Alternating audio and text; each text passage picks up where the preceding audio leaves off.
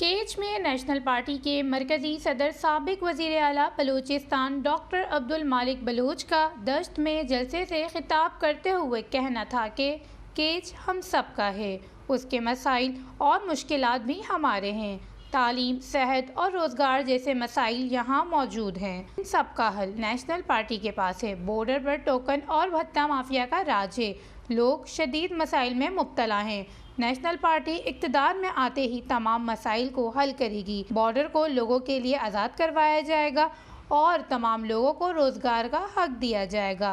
उन्होंने कहा कि हमने तुर्बत में सस्ते रिहायशी स्कीम मुतारिफ कराई। सेटेलाइट टाउन और मीरानी स्कीम हमने लोगों को दिए। तुर्बत के स्कूलों, college, universities, medical college, cadet college, Balochistan residential college हमने दिए। हमने लोगों को रोज़गार दिया और हम ही उनके मुस्तकबिल के मसाइल हल करेंगे। सरकारी मुलाजमों के लिए भी रिहायशी स्कीम लाएंगे। लैंड माफिया से तमाम सरकारी ज़मीनें वापस लेंगे और गरीबों के लिए रिहायशी स्कीम बनाएंगे।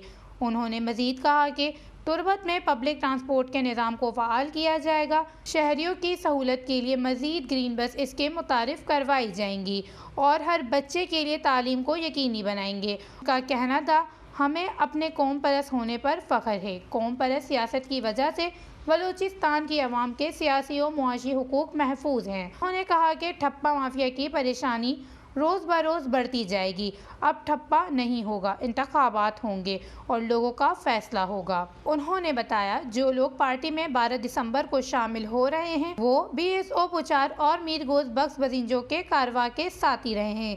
जलसे से वाजा अब्बुल हसन, जस्टिस रिटायर्ड शकील अहमद बलोच, फिदा हुसैन दश्ती, मीर अकरम दश्ती, मशकूर अनवर और दीगर ने खिताब किया। वश न्यूज़, केच, बलूचिस्तान।